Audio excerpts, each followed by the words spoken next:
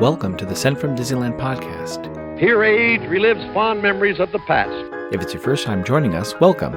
On this episode, we'll take a journey into the past and explore Disneyland and Disneyland history with mementos, snapshots, and postcards sent from Disneyland from 1955 to the present. Today, I'm starting off by thanking my patrons from patreon.com. You can join and receive mail from my desk or from my Disneyland trips. Special thanks to Random Olive, the first patron to this podcast, and to the e-ticket patrons Tania, Eric Daniels, Joe Gamble, Scott Booker, Monica Seitz Vega, Russ Romano, Michael and Christina Cross, Scott Cagle, and Sheila Harry. C-ticket patrons Serious Inquiries Only, Debbie Weinstein, Jennifer Schneep, Grace Coate, Ben and Noel Bruning, Patty Wolin, Angela Reynolds, and Aaron Moran. B-ticket patrons Jeff and Paige Orton, and Joshua, and Exorable Tosh Bell. And the A-ticket patrons Elise Sharp, Zealot Infinity, Alexis Robles, Maggie and Henry Byers, the Disney Rewind podcast, Angel DeBlois, and the All Aboard podcast. You can also sign up for my new newsletter for a chance to get some postcards delivered by the USPS to your mailbox. I am your host, your post-host Clocky, and today we have 2 postcards sent from Disneyland.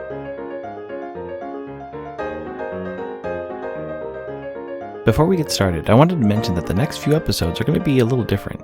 Recently, I picked up 14 postcards from an antique store. When I arrived home, I noticed that they were all linked to a single family, going back and forth between their trips to Disneyland, as well as their grandparents, and postcards sent to their neighbor. So for the next few episodes, I'll be changing the names and some of the locations because of how much detail there will be in the coming episodes, and keeping the anonymity of this family.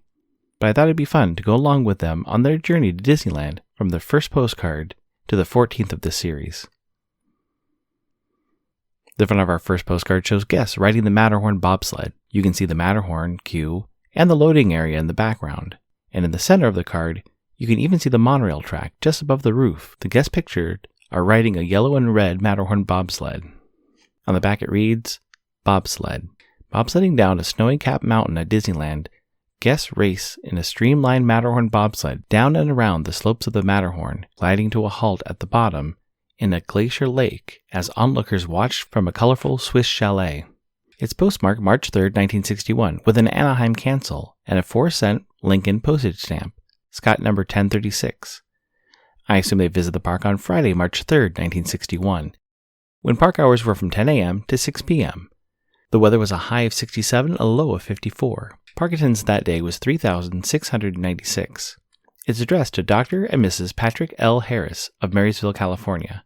It reads, Dear Patrick and Jamie, I can still see Jamie as she looked when she got out of the bobsled, scared but happy. It was real nice here today, but would have been so much more if you folks had been here. Love, Mom. This is the oldest postcard in the set, but definitely suggests that the family had been to Disneyland before, sometime between 1959 and 1960, as the Matterhorn opened in 59, and the sender had mentioned seeing their daughter on it before. Some fun details on the front of this card include the original yellow and red bobsleds. When I purchased this card, the employee at the antique store wasn't sure what attraction this was. I mentioned that the original bobsleds were single-ride vehicles, with 2 seating areas that could hold 2 adults. Some of the original bobsleds were attached to a second bobsled to double the capacity of the attraction. This change happened in 1978, and included the additions of the tires that we see helping the Matterhorn bobsleds run along the track. I also enjoy the detail of being able to see a few cast members in the second story of the Swiss Chalet. That area still exists, but has been covered up, and is where cast members are able to monitor the attraction.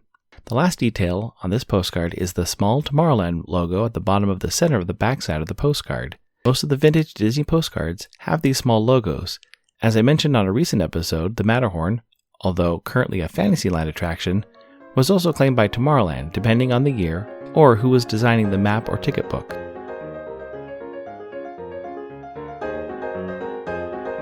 Great news! Enfield Post is back up on Etsy. Grabbing some vintage stamps is a great way to plus your mail, whether you're trying to match the color of your postcard or envelope or adding a themed stamp to the back of your mail. Be sure to check out Enfield Post. You can head over to enfieldpost.com and explore all the different vintage stamps you can use on your next card or letter. That's ENFIELDPOST on Instagram and enfieldpost.com for your wedding and vintage postage needs. Enfield Post is the official postage stamp sponsor of the Sent from Disneyland podcast.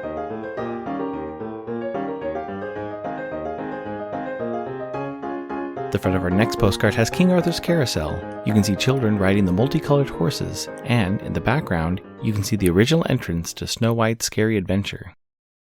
On the back it reads, Knights of the Magic Kingdom, ride King Arthur's lively prancing chargers to a calliope tune around Fantasyland's carousel.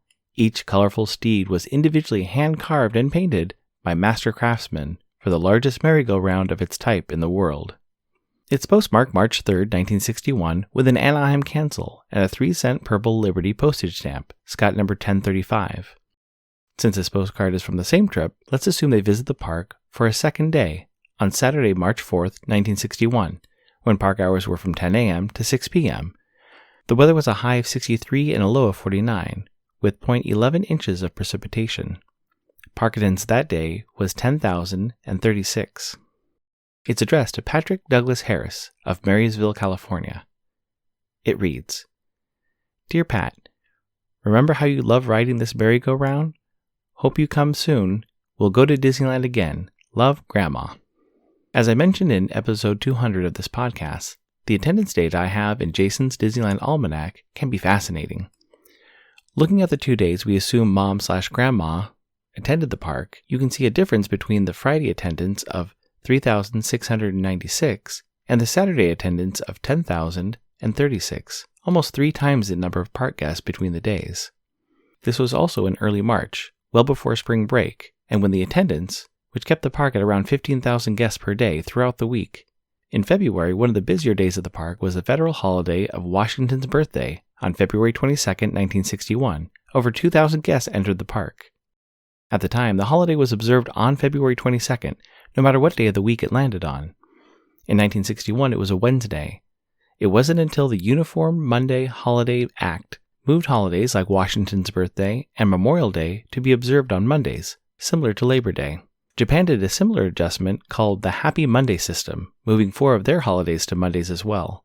Looking through 1961, the busiest day at Disneyland was July 22nd with 48,388 guests, and the slowest day was Thursday, December 14th, with only 523 guests, although the rain that day and the high of 55 may have been a factor for the low turnout. This incoming postcard is sponsored by the Art Throwdown. Art Throwdown, or ATD, is an online craft hour on Instagram, starting at 9 p.m. Eastern, 6 Pacific. Be sure to check out Monday's ATD, which is usually hosted by paper artist Russ Romano. I've seen many amazing art projects, learned about awesome postmarks, postage stamp history, and a lot more on different episodes. It's great to stop in for an hour to watch someone craft or design something unique. Each host brings something a little different to each show. I'll list some of the regular hosts, or you can follow Russ Romano 2021 on Instagram. The front of my incoming postcard has the Tree of Life from Disney's Animal Kingdom, just after sunset, and you can see a reflection of the tree in the water below. On the back it reads, Tree of Life. Nurturing and sheltering the Tree of Life at Disney's Animal Kingdom symbolizes the spirit of man's enduring love of animals and fascination with the wild. It's postmarked September 19th, 2023, with an Edwin, Manitoba cancel and a $1.30 Canadian landscape postage stamp. It reads, 10:16 a.m., September 19th, 2023. Hello, this is the oldest card I have. I live in rural Manitoba, Canada, so they are hard to come by. Postcards, period, are hard to find, but I check thrift stores. We live on a farm. We grow corn, beans, canola, wheat. My husband and I like to travel in the winter. We did Palm Springs, San Diego, up and over from Santa Monica, back to Palm Springs. It was great. A lot of people. Haha. Cheers, Crystal. Thank you so much for the postcard, Crystal. You mean you went past Disneyland at least twice and didn't stop by? Just kidding. This postcard is great. It reminds me to keep looking in different places for postcards. I've purchased some postcards from thrift shops, and some of my friends and family bring back postcards just in case I need one for post-crossing. Thanks for listening to Sent from Disneyland. If you enjoyed this podcast, please subscribe and tell your friends. It would be helpful to share your favorite episode to a friend or on social media. There are over 200 to choose from. It would also help to leave a 5-star rating and comment at whatever podcast platform you use. If you'd like to support the show financially, please check out our Patreon page at patreon.com/SentFromDisneyland. You can find me on Instagram and Facebook at Sent From Disneyland, or on Twitter at Sent From Disney.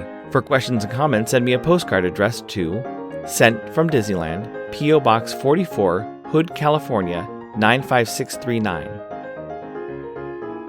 This podcast is not affiliated with Disney, the United States Postal Service, or any post office or Disney properties. Opinions expressed on this podcast belong to its host and guests of the Sent from Disneyland podcast.